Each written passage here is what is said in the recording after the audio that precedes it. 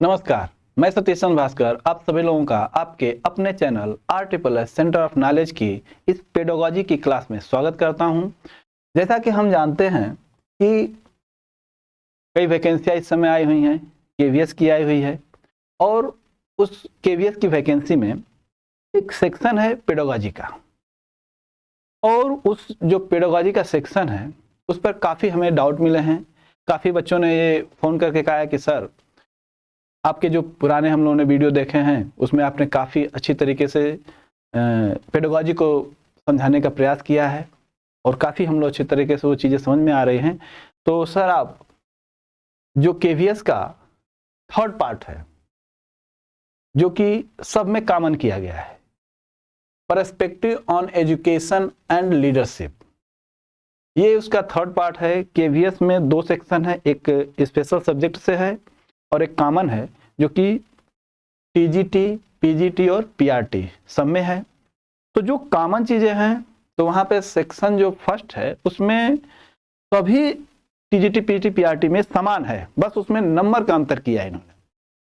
उसके तहत अगर देखें तो जो थर्ड सेक्शन है perspective on education and leadership, उसमें PGT में 40 क्वेश्चन आ रहे हैं, TGT में 40 क्वेश्चन और PRT में 60 क्वेश्चन आ रहे हैं। अगर हम इसको देखें तो इस चैप्टर का या इस पॉइंट का एक उप पॉइंट है जिसका नाम है अंडरस्टैंडिंग द लर्नर, यानी कि जो सीखने वाला है उसकी समझ, यानी कि वो बच्चा कैसे सीखता है या वो जब सीखता है सीखने वाला तो उसको कौन कौन से कारक हैं जो प्रभावित करते हैं, तो उन कारकों को बहुत सावधानी से सीखना है। तो इन्होंने जो KVS है उन्होंने अपने टॉपिक में दिया है, पहला ही चीज दिया उन्होंने दिया है कि कॉन्सेप्ट ऑफ ग्रोथ, मैच्योरेशन और डेवलपमेंट, इसमें पहला टॉपिक है। और आज हम इस क्लास में शुरुआत हम अंडरस्टैंडिंग द लर्नर से करते हैं। तो जो टॉपिक इन्होंने दिया है उसमें जो लर्नर के ग्रोथ, डेवलपमेंट और मैच्योरेशन, आखिर ये है क्या, इसको अगर ध्यान से देखें तो ये बच्चे के विकास और वृद्धि और उसमें एक है परिपक्वन जिसको कि मैच्योरेशन कहते हैं, ये कैसे एक दूसरे से जुड़े हुए हैं, एक दूसरे को कैसे प्रभावित करते हैं। इनको देने का रीजन ये है कि एक शिक्षक जो बच्चों को बीच जाने वाला है वो अपने अंदर बच्चों की समझ विकसित कर सके कि आखिर वे बच्चे कैसे सीखते हैं। अगर बच्चे को कौन कौन से कारक प्रभावित करते हैं, अगर शिक्षक उसको जानता है तो अपने क्लास में वो लर्निंग का काम बहुत अच्छी तरीके से कर सकता है। तो यहाँ पे जो टॉपिक दिया है उसमें हम उसकी शुरुआत करते हैं। तो एक महोदय हैं वुडवर्थ,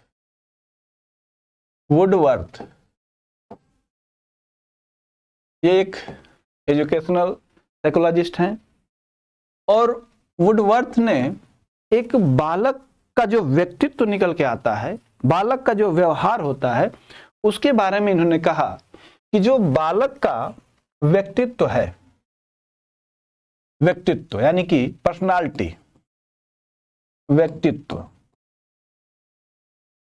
वह उस बच्चे के हेरिडिटी और इन्वायरमेंट का गुणनफल होता है। हेरिडिटी मीन्स आनुवंशिकता, आनुवंशिकता और इन्वायरमेंट यानी कि वातावरण, वातावरण। इन्होंने कहा कि अगर किसी भी बालक का जो व्यक्तित्व निकल के आता है, जो बालक का व्यवहार होता है, वह उसके आनुवंशिकता और वातावरण पर निर्भर करता है। यानी कि जो भी बालक है उसको प्रभावित करने में आनुवंशिकता का मतलब है कि जो माता पिता से उसके अंदर लक्षण आ रहे हैं, बच्चे के अंदर जो गुण आ रहे हैं, माता पिता या उसके पूर्वजों से, दादा दादी, नाना नानी, इनसे भी लक्षण बच्चे के अंदर आते हैं, तो उसका और वातावरण जो बालक के चारों ओर वातावरण है, सामाजिक वातावरण है, सांस्कृतिक वातावरण है, राजनीतिक वातावरण है, ये सभी बच्चे को प्रभावित करते हैं। तो ये जो आनुवंशिकता है और वातावरण है, ये बच्चे को कैसे प्रभावित करते हैं और कैसे उनके व्यक्तित्व का निर्माण करते हैं, इन्होंने कहा। तो क्या कहा कि व्यक्ति का व्यक्तित्व उसके आनुवंशिकता और वातावरण का गुणनफल होता है। तो ये अनुक्रम क्या है, यानी आनुवंशिकता क्या है? तो जो आनुवंशिकता होती है, माता पिता से जो लक्षण आते हैं वो बालक को एक सीमाओं में बांध देते हैं, या ये कहें कि बच्चे की सीमाओं का निर्धारण करते हैं। सीमाओं का निर्धारण यानी कि बच्चा उसके बाहर नहीं बढ़ सकता। कौन कौन सी सीमाएं हैं जो कि उसके आनुवंशिक लक्षणों से आ रहे हैं, यानी माता पिता से या पूर्वजों से आ रहे हैं? जैसे बच्चे का रंग रूप, बच्चे की लंबाई, बच्चे के आंखों का रंग, बाल, ये जो चीजें होती हैं ये बच्चे के अंदर आनुवंशिक लक्षणों से आते हैं और ये एक सीमा बांध देते हैं। जैसे मान लीजिए कि लंबाई है, तो माता पिता अगर बहुत लंबे हैं तो हो सकता है कि बच्चा भी लंबा हो, और ये भी होता है कि अगर बच्चे छोटे हैं, माता पिता अगर छोटे हैं तो बच्चे भी अक्सर छोटे होते हैं। तो जो लक्षण आ रहे हैं लंबा होने का और छोटा होने का, वो माता पिता से आ रहा है। अब कोई बच्चा छोटा है, अब चाहे कितना हो भी पुलिंग कर ले, बीम खींच ले, उसकी लंबाई नहीं बढ़ सकती, क्योंकि आनुवंशिकता में आया हुआ है। अब उसकी आंखों का रंग, वो चाहे जितना अभ्यास कर ले, कोई भी आधुनिक तकनीक अपनाए, उसकी आंखों का रंग नहीं बदल सकता। कोई भी बालक है, अगर वो सांवला है, वो 100 मन साबुन लगा ले, फिर भी उसका रंग बदल नहीं सकता। क्रीम लगा ले, चाहे कुछ भी लगा ले, 100 मन साबुन 100 मन क्रीम लगा ले, फिर भी उसका रंग बदल नहीं सकता, क्योंकि ये लक्षण है, आनुवंशिक लक्षण है, उसमें परिवर्तन नहीं कर सकता। सीमाओं का निर्धारण यानी कि अब वह उसमें बंध चुका है और यह बच्चे के अंदर जो माँ बाप से आ गए हैं लक्षण, वो उसमें सीमित कर देता है। लेकिन एक साथ में जुड़ा हुआ है वातावरण, और यह वातावरण जो होता है, जैसा बच्चे को वातावरण दिया जाएगा वैसा ही बच्चा बनेगा। यह जो वातावरण है वह बच्चे के, यह कह सकते हैं कि जो बच्चे के अवसर होते हैं उनकी संभावनाओं को बढ़ा देते हैं। कौन? वातावरण। तो क्या है कि ये अवसर व संभावनाओं को बढ़ा सकते हैं और बढ़ाते भी हैं। अगर मान लीजिए कोई बच्चा है, फोर्स में जाना चाहता है और उसमें हाइट चाह रही है 5 फुट 9 इंच, और उसकी हाइट यानी कि आनुवंशिक लक्षणों की वजह से वो हो गया है 5 फुट का। अब वो चाहे जितना प्रयास करे बढ़ नहीं सकता। हाँ, लेकिन ये है कि अच्छा वातावरण दिया जाए तो वह ISPCS यानी कि एक प्रशासनिक सेवा में जाकर अच्छा रुतबा पा सकता है, अच्छा सम्मान पा सकता है। यानी कि उसके वातावरण में उसके वातावरण में वे संभावनाएं छिपी हुई हैं, वे अवसर छिपी हुई हैं जो कि उसके विकास और वृद्धि में सहायक हैं। यानी कि आनुवंशिकता सीमाओं का निर्धारण करती है और वातावरण उस सीमा के अंदर बच्चे के जितने विकास की संभावनाएं हैं उनको विस्तार रूप देती है, या ये कहें कि दिशा और दशा प्रदान करती है। यानी कि संभावनाओं को बढ़ाया जाता है, किसके तहत? वातावरण के तहत। यानी कि जो वातावरण है इसमें हम बदलाव भी ला सकते हैं और आनुवंशिकता में हम बदलाव नहीं ला सकते। इसलिए हम कहते हैं कि जो आनुवंशिकता है यह एक स्थिर पहलू है।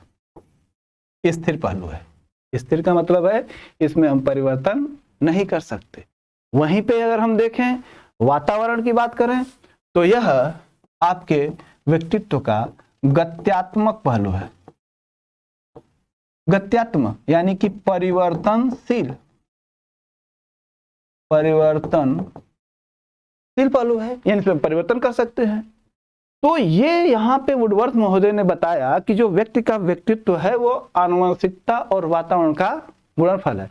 और यहाँ से केवीएस, सीटेट, टेटेट जो प्रश्न है वो अप्लाइड क्वेश्चन पूछते हैं। तो जो प्रश्न पूछेंगे वो अगर आप इसको समझ चुके हैं तो बहुत आसानी से उन प्रश्नों को उत्तर दे देंगे। फैक्ट में क्या है, हेरिडिटी आपका स्थिर पहलू है, यह सीमाओं का निर्धारण करता है, यानी कि इसके बाहर हम विकास नहीं कर सकते। हाँ, लेकिन वातावरण मिलेगा तो उसके अवसर और विकास की संभावनाओं को बढ़ाया जा सकता है। वातावरण है गत्यात्मक, यानी कि परिवर्तनशील पहलू है। क्यों? क्योंकि हम इसमें परिवर्तन करते हैं। तो ये वुडवर्थ महोदय ने बताया इसलिए कि एक शिक्षक समझ सके कि एक बालक के अंदर उसके माता पिता के जो लक्षण आए हैं, जो सीखने वाला बालक है तो उसको प्रभावित कर रहा है, किस वातावरण से बच्चा आया है उसको प्रभावित कर रहा है। तो एक शिक्षक होने के नाते उसको ये जानना चाहिए कि जो सीखने वाला है उस सीखने वाले की समझ एक गुरु को होनी चाहिए, शिक्षक को होनी चाहिए कि ये चीजें उसको प्रभावित कर रही हैं, इसलिए वह अपनी शिक्षण विधियों में उचित परिवर्तन करके बच्चे को अच्छी शिक्षा देंगे ताकि बच्चे के विकास की संभावनाओं को बढ़ाया जा सके। क्योंकि कह रहा है कि वातावरण, तो एक शिक्षक का कर्तव्य होगा कि बच्चे को एक अच्छा वातावरण दे जिससे बच्चे के विकास की संभावनाओं को बढ़ाया जा सके। इसीलिए इन्होंने ग्रोथ, डेवलपमेंट और मैच्योरेशन को दिया है, क्योंकि इसी से संबंधित है, क्योंकि बच्चे का व्यक्तित्व का निर्माण होता है। तो आइए, जो उनका पहला टॉपिक है, उन्होंने शब्द कहा है ग्रोथ, यानी कि वृद्धि। तो जो उन्होंने कहा कि वृद्धि, ग्रोथ, ग्रोथ क्या है? तो सामान्य परिचय है या सामान्य सी चीज है कि जो ग्रोथ है उसको एजुकेशनल साइकोलॉजिस्ट यानी कि शिक्षा मनोविज्ञान में कहते हैं कि जो बालक या व्यक्ति की जो शरीर है उसमें जो कोशीय वृद्धि हो रही है, या ये कहें, वृद्धि नहीं कहेंगे, कोशीय परिवर्तन, यानी कि कोशिकाओं में जो परिवर्तन होता है उसे हम सामान्यतः वृद्धि के रूप में जानते हैं, ग्रोथ के रूप में जानते हैं। किसमें वृद्धि की बात की जा रही है यहां पे?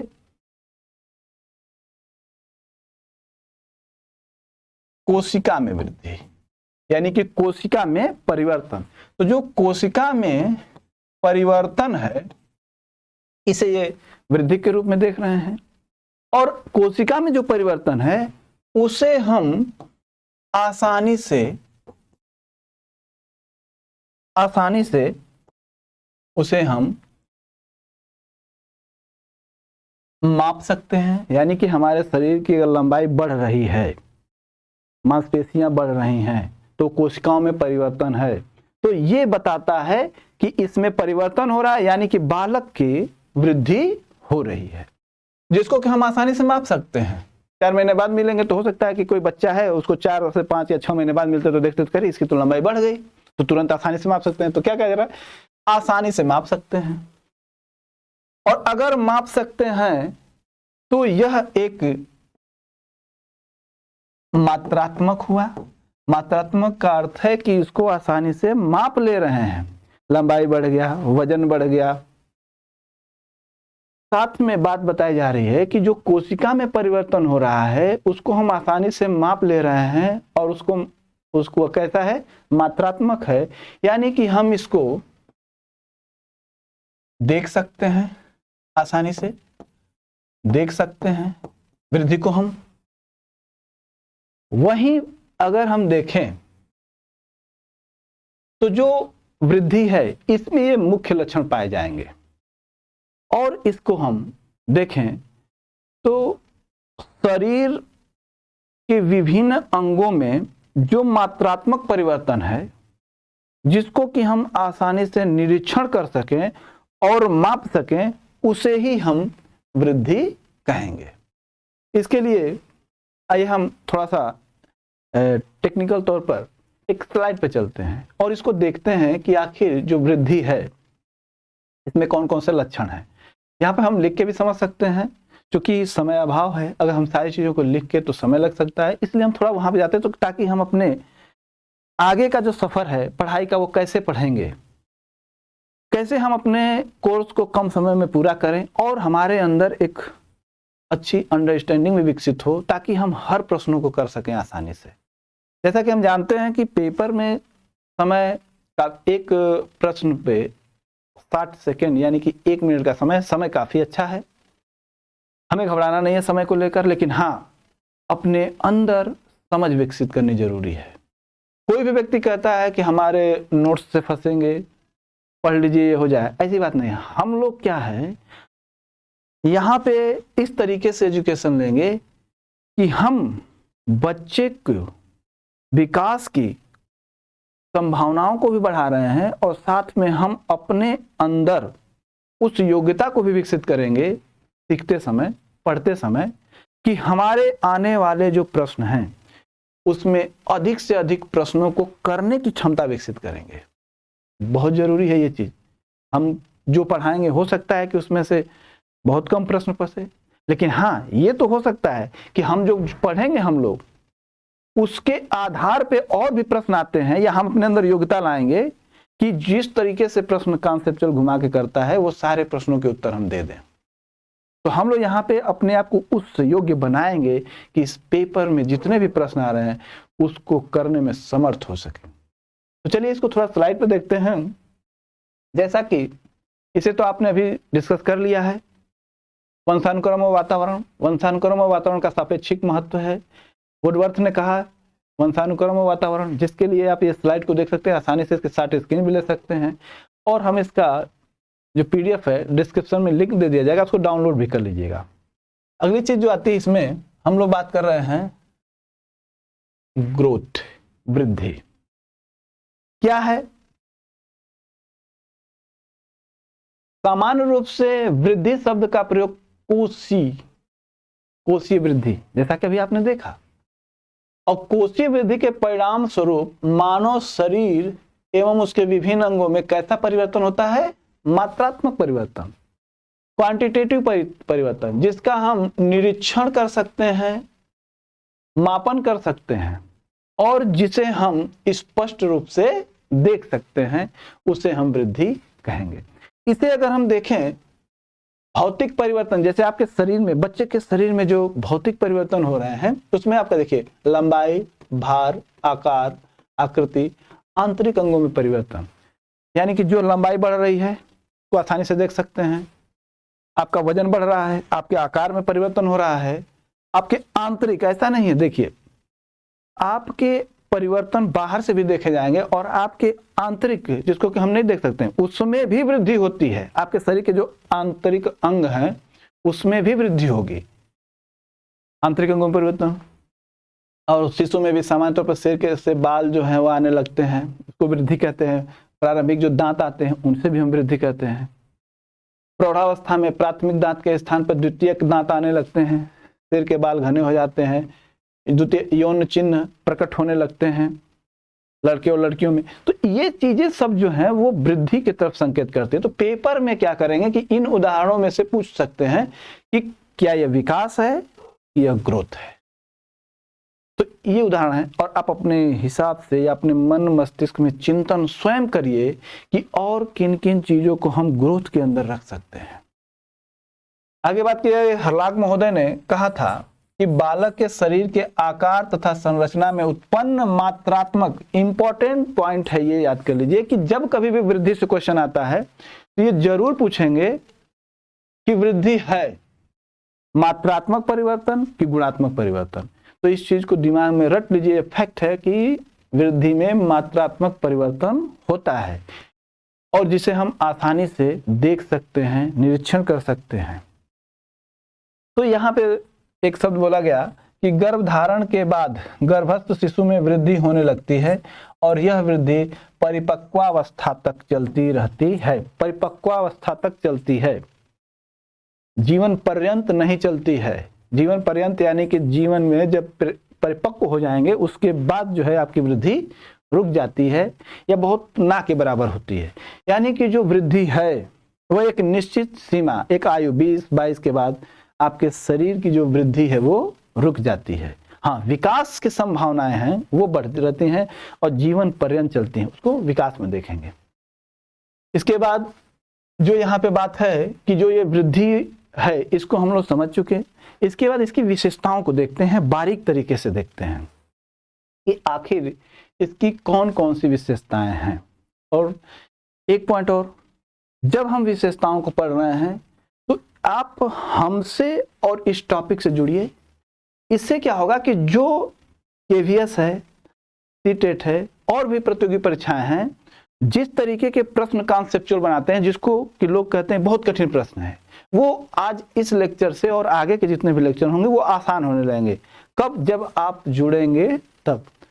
अगर नहीं जुड़ते हैं, जुड़ के नहीं समझते हैं, एक बच्चे की हैसियत से, एक शिक्षक की हैसियत से और एक गार्जियन की हैसियत से अगर नहीं सीखेंगे तो ये चीज़ें समझ में नहीं आएंगी और वो जो पेपर आने वाला है उसमें आपको समस्या होगी। इसलिए आप सभी लोग इसको बहुत ही बारीक तरीके से हमारे साथ डिस्कस करिए, समझिए, वीडियो को रोक कर नोट्स बनाइए और जो बातें बताई जाएं, कभी कभी ऐसा होता है कि हम बातों को भूल जाते हैं, तो वहीं पे नोट्स बना के वहाँ लिख लिया करिए उस चीज़ को, क्योंकि कभी कभी जो बातें डिस्कस होती हैं वो क्वेश्चन वो मिल जाया करते हैं। इसलिए आप इसको बारीक से समझिए। कैसा? इन्होंने कहा कि मानव शरीर की वृद्धि कोशिका की वृद्धि से होती है और शरीर की कोशिकाओं में वृद्धि होने से शरीर के विभिन्न अंगों में वृद्धि होती है, फलस्वरूप शरीर का भार बढ़ जाता है। अभी भी बात हुई थी। दूसरा पॉइंट है कि वृद्धि सदैव ही नहीं होती। अभी भी डिस्कस हुआ कि वृद्धि सदैव नहीं होती और पेपर में इसी तरीके के क्वेश्चन, वृद्धि में कौन कौन से गुण नहीं हैं और वृद्धि में कौन कौन से गुण हैं, ऐसे ही प्रश्न आपसे पूछेंगे। तो याद कर लीजिए, वृद्धि सदैव नहीं होती है, परिपक्व अवस्था के बाद वृद्धि रुक जाती है या बहुत ना के बराबर होती है, अपवाद में मिल सकता है।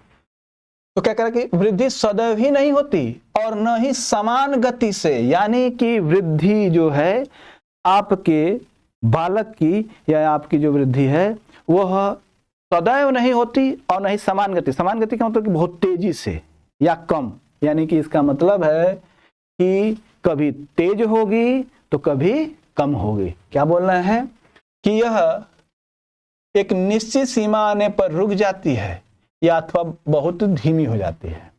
यानी कि वृद्धि जो होती है वो एक समान गति से नहीं होती है, कभी तेज होती है और कभी कम होती है, और एक समय ऐसा आता है कि वृद्धि आपकी रुक जाती है। वृद्धि की गति एवं मात्रा में परिवर्तन नहीं किया जा सकता, यानी कि बालक में जो वृद्धि हो रही है, उसकी कोशिकाओं में जो वृद्धि हो रही है, उसको हम रोक नहीं सकते। यह स्वतः चलती रहेगी, इसमें कोई परिवर्तन नहीं कर सकते। वृद्धि की प्रक्रिया आंतरिक होती है, इसमें जन्मजात शक्तियों तथा वातावरण के साथ अंतः क्रिया होती है। यानी कि जो बालक की वृद्धि हो रही है उसमें जो आनुवंशिक लक्षण प्राप्त हुए हैं, जैसा कि वुडवर्थ महोदय ने कहा, तो जो आनुवंशिक लक्षण प्राप्त हुए हैं और जो वातावरण है उनमें अंतः क्रिया होती है, यानी कि यह दोनों का मिला जुला रूप है।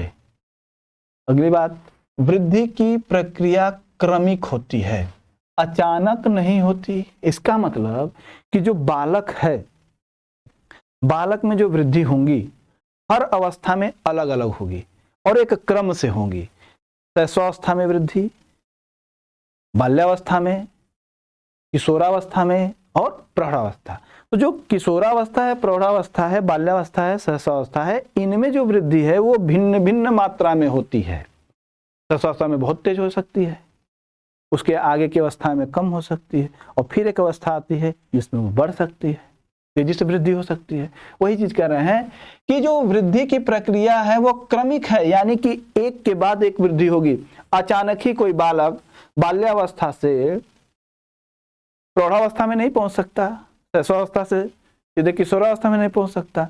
उसको एक क्रम, एक एक स्तर को पार करते हुए उस विकास के स्तर तक पहुंचना है।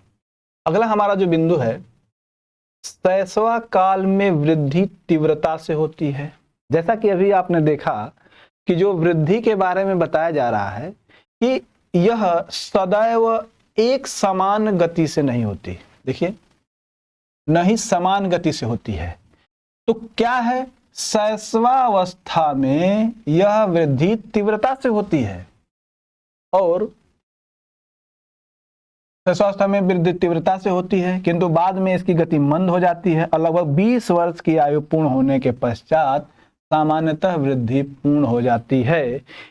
कुछ जगहों पे इसके अपवाद मिल सकते हैं, कुछ लोग हैं जो कि सामान्य से थोड़ी बहुत वृद्धि कर सकते हैं, नहीं तो ये अवस्थाओं में आते आते बालक की जो वृद्धि है वो रुक जाती है। अगली बात है कि बालिकाओं में वृद्धि बालकों की तुलना में तीव्र गति से होती है, यानी कि जो लड़का और लड़की हैं इनमें आनुवंशिक रूप से ये लक्षण है या लक्षण पाए जाते हैं कि जो बालिकाओं में वृद्धि की गति है वो बच्चों लड़कों की तुलना में तीव्र गति से होती है। और यहाँ तक कि हम जानते हैं कि सोचने समझने की क्षमता भी बालिकाओं के अंदर बढ़ जाती है, यानी समान उम्र के अगर लड़के और लड़की हैं तो उसमें एडजस्ट करने की क्षमता, सोचने समझने की क्षमता जो बच्चियों के अंदर है, बालिकाओं के अंदर है, वो लड़कों की तुलना में अधिक पाई जाती है और उसी क्रम में वृद्धि भी तीव्र गति से पाई जाती है लड़कों की तुलना में। आयु में वृद्धि के साथ साथ आंतरिक गठन में वृद्धि होती है। आंतरिक गठन, जैसा कि अभी इसके पहले हमने डिस्कस किया कि बाह्य परिवर्तन तो देख ही रहे हैं, लेकिन शरीर के आंतरिक जैसे नाड़ियां हैं और भी जो शरीर के अंग हैं अंदर के, उसमें भी परिवर्तन पाया जाता है और वो भी वृद्धि का ही स्वरूप है। मानव शरीर में वृद्धि केंद्र से सीमांत की ओर होती है, अर्थात शरीर की वृद्धि की गति हृदय से हड्डियों तथा पेशियों की ओर होती है। जो वृद्धि है वो मानव शरीर में वृद्धि केंद्र से सीमांत, केंद्र का मतलब है कि हृदय, और हृदय से सीमांत, सीमांत का अर्थ है कि हमारे जो बाएं हाथ है, दायां हाथ है, इसके इधर वृद्धि, इसके इधर वृद्धि, इसके ऊपर वृद्धि और इसके नीचे वृद्धि। यानी कि कोई अगर बालक है तो उसके अंदर जो वृद्धि होगी वह देखने को मिलती है कि उसके हृदय से सीमांत यानी कि चारों ओर होती है। यानी कि पहले हृदय का विकास होता है, फिर उसके बाद हृदय और खोपड़ी का विकास होता है, फिर उसके बाद ये शरीर के भिन्न भिन्न अंगों में वृद्धि या परिवर्तन होते हैं। जैसा कि बच्चा पैदा होता है तो उसके सिर सबसे बड़ा होता है, हाथ पैर उस हिसाब से उतने बड़े नहीं होते हैं, लेकिन जैसे जैसे बालक की उम्र बढ़ती जाती है उसके अंगों में एक निश्चित अनुपात से परिवर्तन होता है, यानी कि वृद्धि होती है। जिस हिसाब से सिर था और हाथ और पैर जिस हिसाब से बढ़ते हैं यानी कि उसमें वृद्धि होती है, उस हिसाब से आपके सिर में वृद्धि नहीं होती है। अगर सिर में उसी हिसाब से वृद्धि होता तो इतना बड़ा हमारा सिर होता, जिस हिसाब से और अंगों में परिवर्तन हुए हैं। तो यहाँ पे कह रहा है कि केंद्र से सीमांत, यानी कि एक निश्चित अनुपात में केंद्र से सीमांत यानी हृदय से शरीर के भिन्न भिन्न अंगों में परिवर्तन होता है। तो ये जो आपने देखा पॉइंट, कौन से पॉइंट? वृद्धि की विशेषताएं। अगर हम देखें कि वृद्धि किसे कहते हैं और वृद्धि की कौन कौन सी विशेषताएं हैं, अगर आप इसे समझ लेते हैं तो केवीएस में जो प्रश्न आएंगे इसी को घुमाकर या ये कहें कि उसी पर अप्लाइड क्वेश्चन करेंगे। एक तो तथ्य हैं जो कि आसानी से समझ गया आप।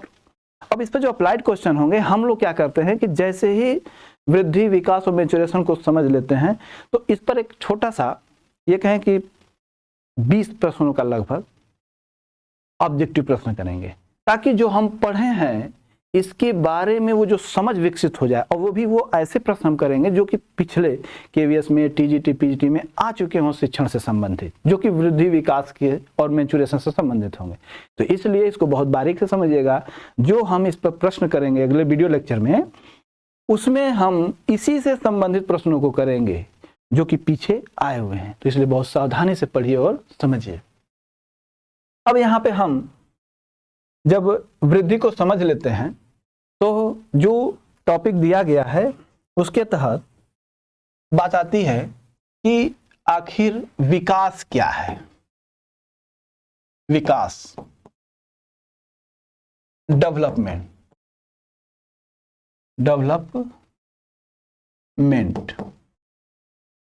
अगर हम देखें कि जो वृद्धि है, आपने देखा कि वृद्धि कोशिकाओं में जो परिवर्तन हो रहा है वो भी मात्रात्मक परिवर्तन हो रहा है, वो है वृद्धि। यहां पे बात की जा रही है कि आपके कोशिकाओं में वृद्धि तो हो रही है, वो भी मात्रात्मक, लेकिन क्या वृद्धि उचित मात्रा में हो रही है कि नहीं हो रही है? अगर वृद्धि के साथ साथ शरीर के और अंगों में जो उसका संगठन है या गठन है उसमें भी परिवर्तन होता है तो उसे हम विकास कहते हैं। यानी कि आपके वृद्धि तो होगी ही होगी, और वृद्धि हो रही है, ऐसा कहते हैं। फिर से इसको देखते हैं कि जो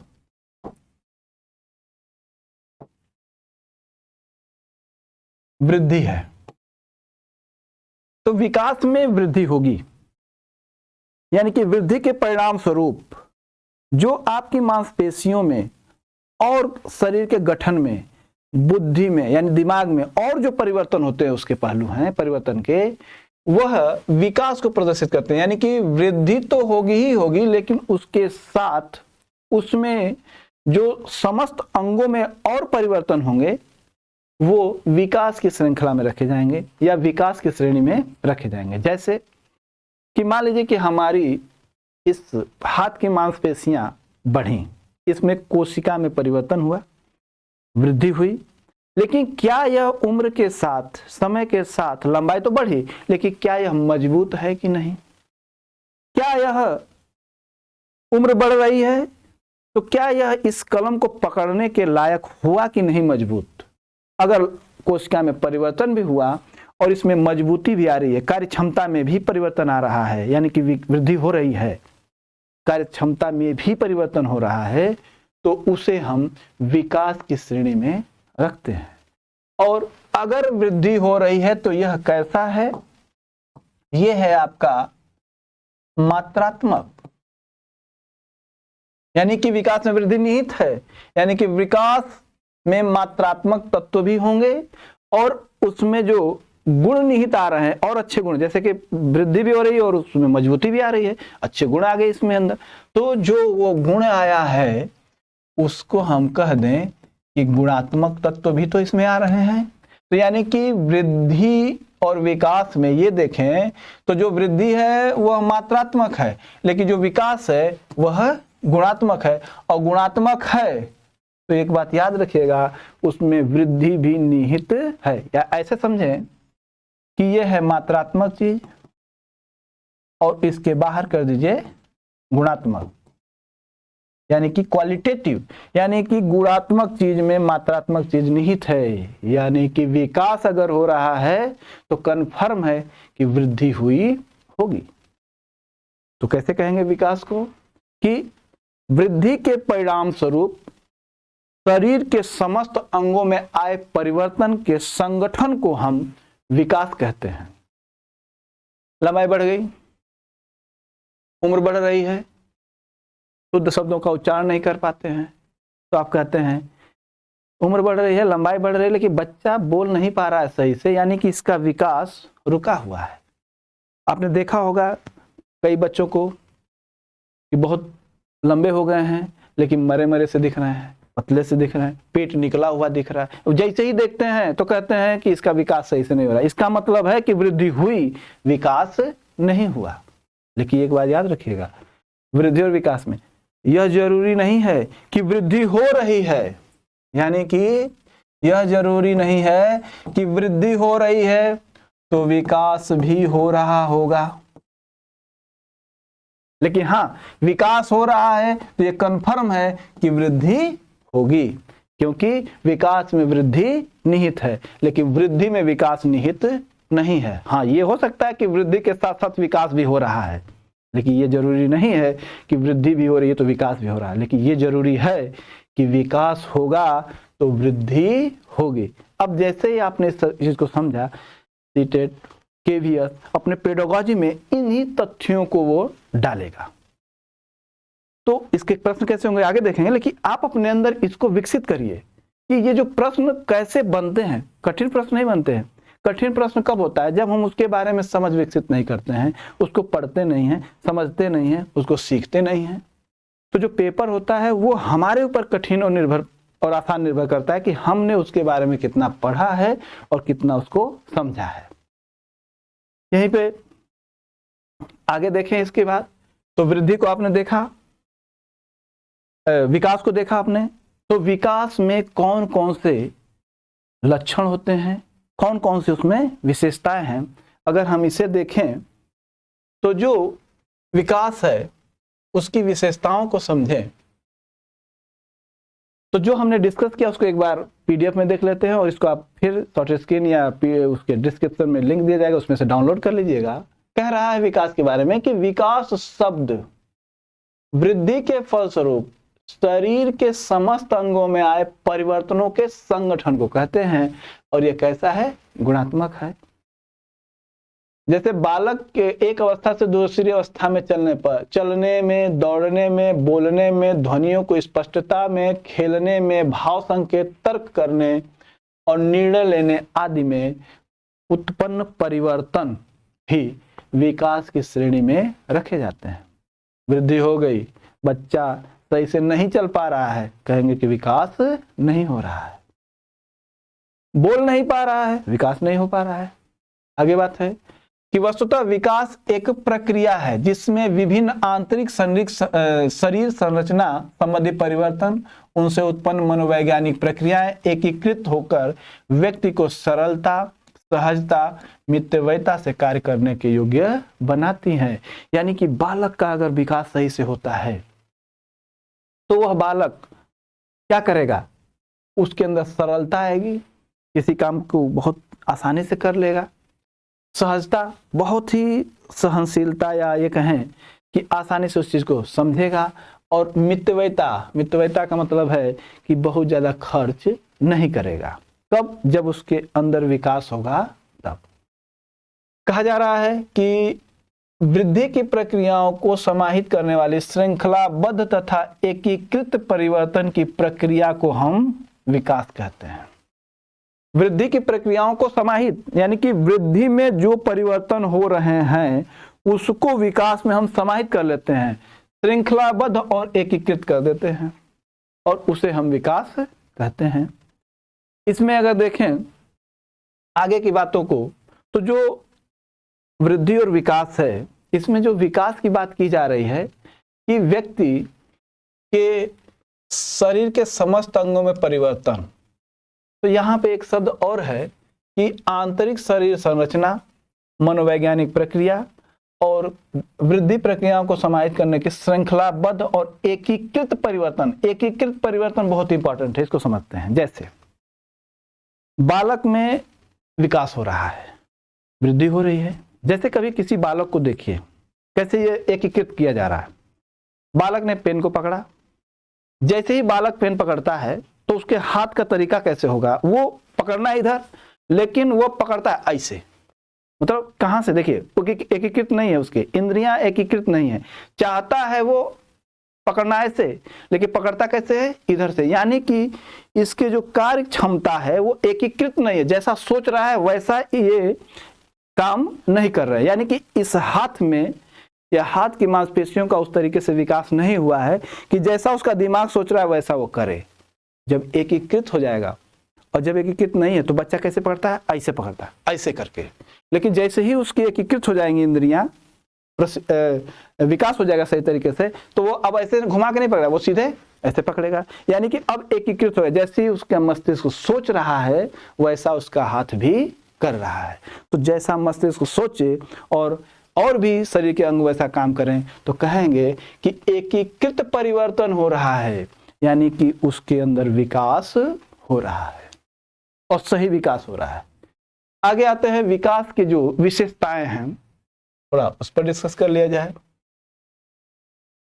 विकास की विशेषताएं, कहा जा रहा है कि विकास शरीर के विभिन्न अंगों की कार्य क्षमताओं को केंद्रित करता है। अभी भी डिस्कस हुआ है, विभिन्न अंगों की कार्य क्षमताओं को केंद्रित, यानी कि जो अंग हैं और जिनका जो काम है उस पर वो केंद्रित हो जाते हैं। जैसा बच्चा पेन लेना चाहता था हाथ से, तो हाथ क्या है, इधर नहीं जा रहा है घूम के, वो सीधे सीधे हाथ पे चला गया, ये केंद्रित हो गया। कोई भी काम करना चाहता है, इसलिए तो कहा जा रहा है कि विकास शरीर के विभिन्न अंगों की कार्य क्षमता को केंद्रित करता है। विकास प्रगतिपूर्ण श्रृंखला के रूप में है, यानी कि बालक के अंदर जो विकास है वो प्रगतिपूर्ण है, यानी कि हमेशा सकारात्मक होगा। ऐसा नहीं है कि विकास के बारे में बोले कि यह नकारात्मक हो। बच्चा कमजोर है तो मजबूत हो जाए, वो विकास है। कमजोर है और कमजोर हो जाए, उसे हम विकास नहीं कहेंगे। यानी कि विकास में हमेशा प्रगतिपूर्ण दिखाई देना चाहिए। आगे आते हैं, विकास में क्रमिक परिवर्तन पाए जाते हैं और विकास किसी भी विकासावस्था में सामान्य नहीं होता।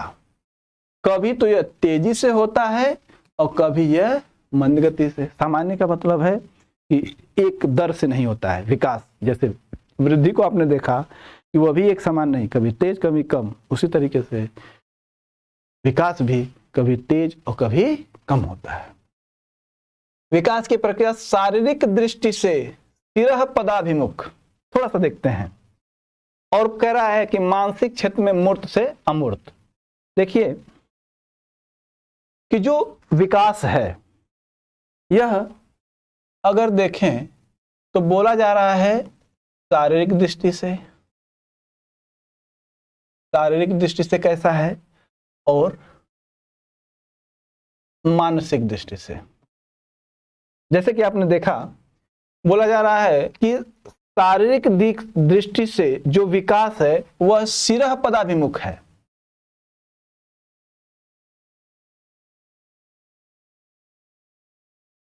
क्या बोला जा रहा है? सिरह पदाभिमुख है। देखिए इसके बारे में बोला गया कि यह कैसा है, सिरह पदाभिमुख, यानी कि सिर से पैर की ओर। यह जो बालक का शरीर है इसका जो विकास हो रहा है, इसमें जो विकास है वह अगर शारीरिक दृष्टि से देखा जाए तो सिर से पैर की तरफ, यानी कि पहले विकास सिर का और फिर पैर, यानी कि सिर से पैर की तरफ विकास हो रहा है। पहले सिर बड़ा था, जब बच्चा पैदा हो रहा था तो उसके पहला सिर बड़ा था पहले। अब धीरे धीरे सिर से पैरों की तरफ जा रहा है, यानी कि अब और अंगों में जा रहा है। तो जैसे देखेंगे कि जब पैदा हुआ तो बड़ा सिर, पैर उतने बड़े नहीं थे, लेकिन आज पैर उसके बड़े हो गए, हाथ उसके बड़े हो गए, लंबे हो गए, यानी कि ये परिवर्तन हुआ है और उसमें मजबूती आ रही है, कार्य क्षमता में परिवर्तन हो रहा है सही तरीके से, तो विकास हो गया। तो जो विकास है वो सिरह पदाभिमुख, यानी कि जो शारीरिक दृष्टि से बालक के अंदर देखा जाए तो जो विकास है वो सिर से पैर की तरफ होता है। और ये क्वेश्चन पूछते हैं, बार बार क्वेश्चन आता है कि शारीरिक दृष्टि से बालक का विकास कैसा होता है। तो शारीरिक दृष्टि से क्या है, वो सिरह पदाभिमुख है। और लेकिन मानसिक तौर पे क्या है, तो मानसिक तौर पे देखा जाए तो यह है आपका मूर्त से अमूर्त, यानी कि जो बालक है उसके अंदर जो विकास होगा तो मानसिक यानी चिंतन, तर्कशीलता, सोचने समझने की क्षमता, इसमें अगर देखें तो जो विकास है वह मूर्त से अमूर्त, यानी कि सबसे पहले जो बालक है वो मूर्त चीजों पर चिंतन करता है। मूर्त चीजों का अर्थ है कि जो उसे दिखाई दे, जो चीजें दिखाई देती हैं सबसे पहले उस पर चिंतन करता है और उसका आधार बनाकर जब उस मूर्त चीज पर अच्छी तरीके से चिंतन कर लेता है और जब उसका परिपक्वता का स्तर पहुंच जाता है अमूर्त के तरफ, यानी कि उसकी सोचने और समझने की जो क्षमता है, जो चीज नहीं है उसके सामने उस पर भी वो तर्क वितर्क करने लगता है। इसी को कहते हैं अमूर्त चिंतन। जो उसके सामने नहीं है उस पर भी तर्क कर रहा है। जैसे ताजमहल कभी नहीं देखा किसी ने नहीं देखा ताजमहल, कोई बालक ने नहीं देखा, लेकिन घर देखा है, मूर्त चिंतन करेगा। कोई बढ़िया घर देखा है उसका चिंतन करेगा और कहे ताजमहल कैसा हो सकता है, किसी ने पूछा तो वो अपना अमूर्त चिंतन करेगा। कभी ताजमहल नहीं देखा फिर भी अपने घर पड़ोस के घरों को देखकर चिंतन करना शुरू करेगा और फिर उस ताजमहल की व्याख्या करेगा। नहीं देखा है फिर भी उसकी व्याख्या कर रहा है। यही है मूर्त से अमूर्त चिंतन। और जो भी इंजीनियर होते हैं सामान्य तौर पर उनको देखा गया है कि अमूर्त चिंतन की क्षमता उनमें पाई जाती है ज़्यादा, इसीलिए वो नई नई चीज़ों की खोज कर लेते हैं। नहीं सभी लोग कर सकते हैं, लेकिन उनमें थोड़ी ज़्यादा होती है, इसलिए वो नई नई टेक्नोलॉजी विकसित करते हैं। और जो नई नई टेक्नोलॉजी जो विकसित होती है, जो कि पहले कभी नहीं थी, थोड़ा सा पीछे का आधार लिया और नई नई टेक्नोलॉजी, जैसे कंप्यूटर देख रहे हैं, अंतरिक्ष में जाने की बातें हैं, ये सब पहले पशु पक्षियों को देखा गया और उसका आधार लेकर यंत्र बना लिए उड़ने वाला, यानी कि मूर्त से अमूर्त चिंतन। तो ये हमारा विकास में है ना। आगे आइए, क्या कहा जा रहा है? विकास की प्रक्रिया सदैव सामान्य से, ये कह रहा है कि विकास की जो प्रक्रिया है वह सदैव कैसी होती है? सामान्य से विशिष्ट की ओर होती है। सामान्य से विशिष्ट का अर्थ है कि पहले वह बालक जो भी क्रिया करता था उसमें विशिष्टता नहीं थी, यानी कि उसमें कोई अच्छे गुण निहित नहीं थे। या ये कहें कि बालक चल रहा है तो बालक चल रहा है तो लड़खड़ा के चल रहा है, सही तरीके से उसके पैर नहीं पड़ रहे हैं। लेकिन जैसे ही बालक का विकास सही तरीके से हो गया तो बच्चा जो लड़खड़ा के चल रहा था उसका चलना बंद हो गया, यानी कि चलने में विशिष्टता आ गई। बच्चा बोल नहीं पाता था, सामान्य सी बात है, हकलाता था, लेकिन उसका विकास सही तरीके से हुआ। विकास सही तरीके से जब होता है तो बच्चा शब्दों का शुद्ध उच्चारण करने लगता है, यानी कि अब बोलने में विशिष्टता। पहले सामान्य बोलता था, हकलाता था, सही से नहीं उच्चारण कर पाता था, लेकिन अब वह स्पष्ट बोलने लगा, यानी कि बोलने में विशिष्टता आ गई उसकी। यही है विकास, शुद्ध बोलने लगा। नहीं बोल पाता है, कहते हैं कि विकास नहीं हो रहा। तो यही है, विकास की प्रक्रिया सदैव सामान्य से विशिष्ट की ओर होती है। विकास की गति गर्भकालीन अवस्था में सर्वाधिक, इंपॉर्टेंट पॉइंट है ये, पेपर में बहुत बार ये प्रश्न पूछे गए हैं पिछले एग्जाम में, और ऐसे ही प्रश्न पेपर में उठाते हैं। तो विकास की गति गर्भकालीन अवस्था में सर्वाधिक और परिपक्वावस्था, यहाँ पे परिपक्वावस्था, तो जो परिपक्वावस्था है उसके बाद मंद हो जाती है। मेच्योरिटी जब आ जाती है तो मंद, यानी कि धीरे धीरे, बहुत तेजी से विकास होता है। किशोरावस्था में हो गया, प्रौढ़ावस्था में थोड़ा कम होगा, और आगे चल के जीवन पर्यंत तक तो विकास होता रहता है, लेकिन उसकी जो दर है वो बहुत कम हो जाती है, या कभी कभी ना के बराबर भी होती है। विकास के फलस्वरूप व्यक्ति में अनेक विशेषताएं और क्षमताएं उत्पन्न हो जाती हैं। विकासात्मक प्रक्रिया मूलतः प्रत्यक्ष परख है, यानी कि इसको थोड़ा सा अवलोकन किया जाए तो विकास को हम समझ सकते हैं। जैसे कि अगर बालक में कहा जाए कि बालक में वृद्धि हो रही, भार बढ़ गया, लंबाई बढ़ गई, लेकिन सही तरीके से विकास हुआ है कि नहीं हुआ है, इसके लिए बच्चे का आपको अवलोकन करना पड़ेगा, थोड़ा समय लगेगा। यानी कि आप इसको तुरंत नहीं देख सकते हैं विकास को, लेकिन वृद्धि को हम आसानी से देख सकते हैं। अभी आपने वृद्धि में देखा, तो वृद्धि को हम आसानी से देख सकते हैं, लेकिन विकास को देखने के लिए हमें थोड़ा उस पर समय चाहिए, उसको अवलोकन करना पड़ेगा।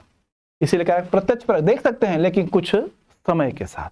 तुरंत हम नहीं माप सकते कि बच्चे का विकास हुआ है कि नहीं। जैसे मान लीजिए मैं खड़ा हूं, मुझको देख रहे हैं, देखने के बाद ये नहीं बता सकते कि ये व्यक्ति किन किन विषयों को पढ़ा सकते हैं, ये व्यक्ति कौन कौन गुण के साथ है, ये नहीं देख सकते। इसके लिए आपको मेरे साथ रहना पड़ेगा, मुझे देखना पड़ेगा, आपको समझना पड़ेगा कि आखिर इनके अंदर कौन कौन से विकास हुए हैं। तुरंत आप नहीं समझ सकते, किसी भी व्यक्ति को ऐसी ही बात होगी, यानी कि उसके लिए आपको समय देना पड़ेगा। लेकिन वृद्धि में तुरंत आप मेरी वृद्धि देख सकते हैं, लंबाई कितनी है 5 फुट 10 इंच, वजन कितना है 70-80 किलो, सब कुछ देख सकते हैं। लेकिन विकास मेरे अंदर कितना हुआ है, इसके लिए आपको मेरे साथ रहना पड़ेगा, समय देना पड़ेगा। तो क्या कहना है कि मानव में विकास प्रत्यक्ष हो गया। मानव विकास 2 दिशाओं में संपन्न होता है, परिपक्वता की दिशा में, जिसको व्यक्ति की शारीरिक एवं मानसिक योग्यता में स्पष्ट देखा जा सकता है, तथा द्वितीय अधिगम की दिशा में होता है। बड़ी अच्छी बात बताई जा रही है, और ये सारे प्रश्न पेपर में आने वाले, बहुत अच्छे पॉइंट है, इसको बहुत ध्यान से समझिए और नोट्स बनाइएगा। क्या कह रहा है कि मानव में विकास दो दिशाओं में संपन्न, एक परिपक्वता की दिशा में, मैच्योरिटी की दिशा में होगा, और एक अधिगम की दिशा में। बार बार देखिए, मैच्योरिटी, अभी इसके आगे हम डिस्कस करेंगे, मैच्योरिटी पर ही डिस्कस करेंगे। अधिगम की दिशा में यानी कि सीखने में, तो सीखना भी विकास की श्रेणी में आता है। ऐसा नहीं कि कोशिकाओं में परिवर्तन हुआ मात्रात्मक और ये मजबूत हो गए तभी ये विकास है, नहीं। आपके मस्तिष्क में मानसिक प्रक्रिया हो रही है और उसके परिणाम स्वरूप आप कई चीजों को सीख लेते हैं, तो वह भी विकास की श्रेणी में आता है। और परिपक्वता को अभी हम देखते हैं इसके अगले क्लास में।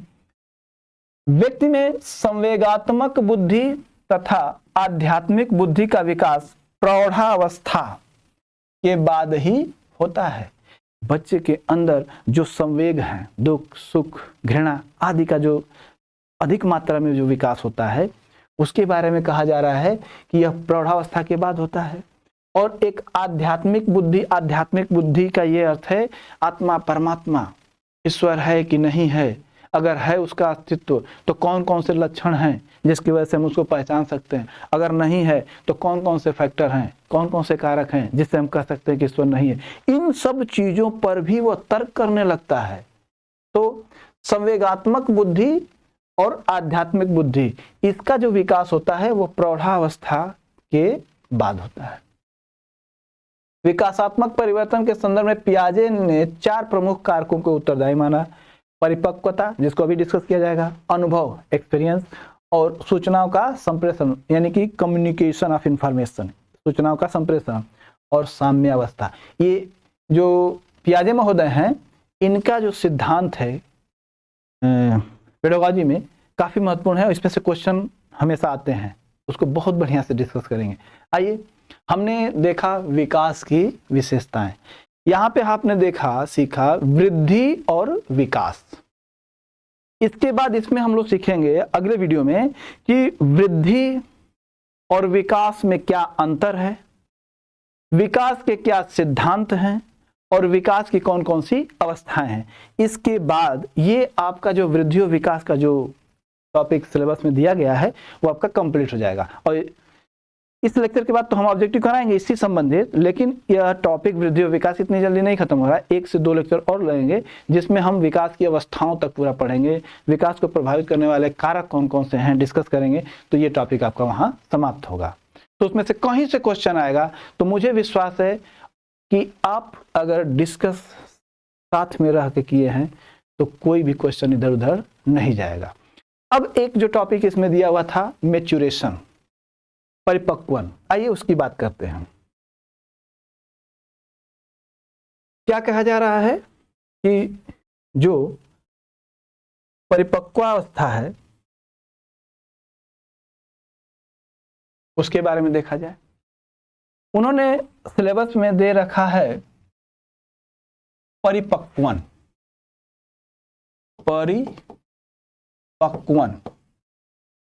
मैच्योरेशन, आखिर ये क्या है और इसको देने का क्या कारण है। तो जो परिपक्वन है इसके बारे में एक सीधी सी बात है, अभी आपने समझा है क्या, वृद्धि व विकास। क्या बात की जा रही है, वृद्धि व विकास की वह चरम अवस्था जिसके बिना व्यवहार में कुशलता प्राप्त नहीं कर सकते, कुशलता प्राप्त नहीं कर सकते। इस परिभाषा को याद कर लीजिए, लिख लीजिए, ये हर जगह है, आपके जीवन में भी काम में आएंगे। ये पेपर में नहीं, हर जगह हर फील्ड में काम आने वाली परिभाषा है। क्या है परिपक्वन मैच्योरिटी वृद्धि और विकास की वह चरम अवस्था, यानी कि बालक में जो वृद्धि होगी उसकी चरम अवस्था, लास्ट स्टेज, विकास का वो अंतिम स्टेज, उसको पाने के बाद ही, यानी कि वृद्धि और विकास का जो अंतिम चरम अवस्था है उसको पाने के बाद ही व्यवहार में कुशलता प्राप्त की जाती है। यानी कि बालक व्यक्ति अपने व्यवहार में कुशल कब होगा? जब तक कि वह वृद्धि और विकास की चरम अवस्था पर पहुंच न जाए। जब तक नहीं पहुंचेगा तब तक वह अपने क्रियाकलाप कार्य में परिपक्व नहीं हो सकता। यानी कि इसको ऐसे समझें कि बालक उस अवस्था पर जब तक नहीं पहुंचेगा तब तक अपने कार्य को कुशलतापूर्वक नहीं कर सकता। जैसे बालक को लिखना सिखाना है, तो बच्चे को लिखना सिखाना है तो वृद्धि और विकास की चरम अवस्था इसकी होनी चाहिए। कौन सी चरम अवस्था? कि वह बालक इस कलम को पकड़ सके। अगर बच्चे को लिखना सिखाना है तो बच्चा जब तक इस पेन को नहीं पकड़ेगा तब तक वो लिख नहीं सकता, यानी कि लिखने में कुशल नहीं हो सकता। अर्थात मैच्योरिटी वह अवस्था है जब बच्चे को अच्छा सिखाना है लिखना, तो इस हाथ की मांसपेशियों को इतना वृद्धि होनी चाहिए और इसका इतनी मात्रा में विकास हो जाए कि वह कलम को सही तरीके से पकड़ सके। और उदाहरण देखिए, जैसे बच्चे को चलना सिखाना है। क्या सिखाना है? चलना सिखाना है। अभी आपने देखा कलम से ये कहें कि उसे लिखना सिखाने का उदाहरण आपने देखा। अब हम चलना सीखने का उदाहरण देखते हैं कि बच्चे को चलना सिखाना है। हम लाख अभ्यास कर लें, बच्चा नहीं चलना सीख सकता। कब तक नहीं सीख सकता? जब तक कि उसकी वृद्धि और विकास की वह अवस्था न पा जाए, यानी कि उसकी पैरों की मांसपेशियां इतनी मजबूत न हो जाएं कि उसका भार सह सकें।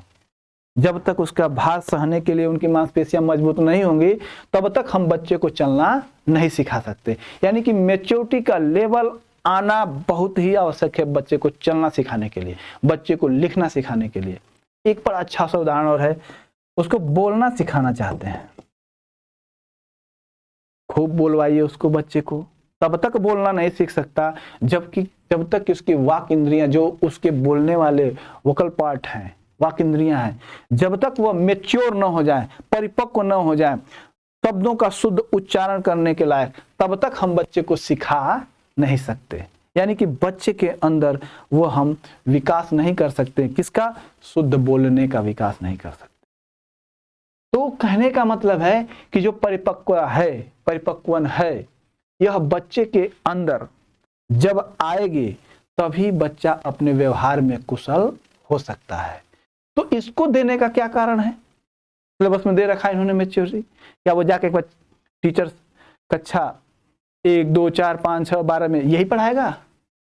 नहीं, इसको आधार बनाकर एक शिक्षक बच्चे के अंदर एक अच्छे अधिगम यानी सीखने वाले लक्षण लाएगा।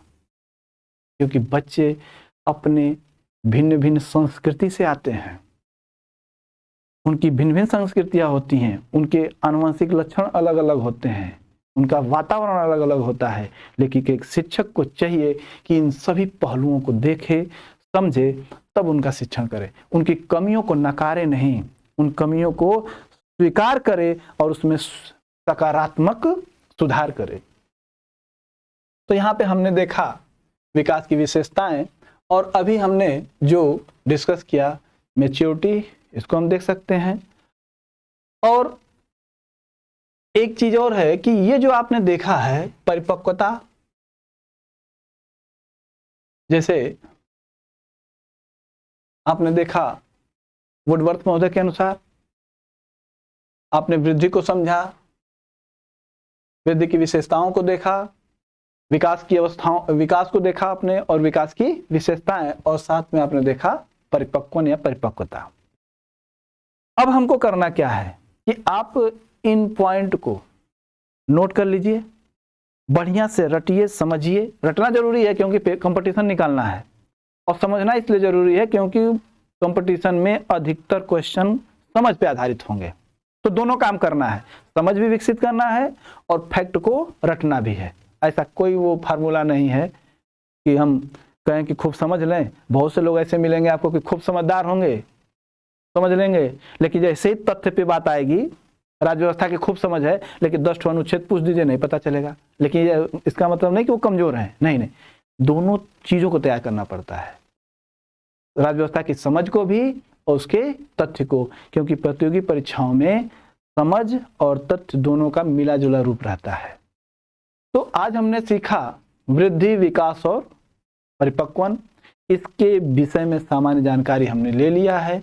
अब हम अगले वीडियो में ये सीखेंगे कि विकास और वृद्धि में क्या अंतर है, विकास के कौन कौन से सिद्धांत हैं और विकास की कौन सी अवस्थाएं हैं। इसके साथ ये पॉइंट आपका जो दिया हुआ है सिलेबस में समाप्त हो जाएगा। इससे हम सारे क्वेश्चन करेंगे, लेकिन अगले वीडियो में सबसे पहले हम इससे संबंधित ऑब्जेक्टिव प्रश्न करेंगे। तो इन्हीं बातों के साथ हम अपनी बातों को विराम देते हैं। मिलते हैं अगले वीडियो के साथ। धन्यवाद।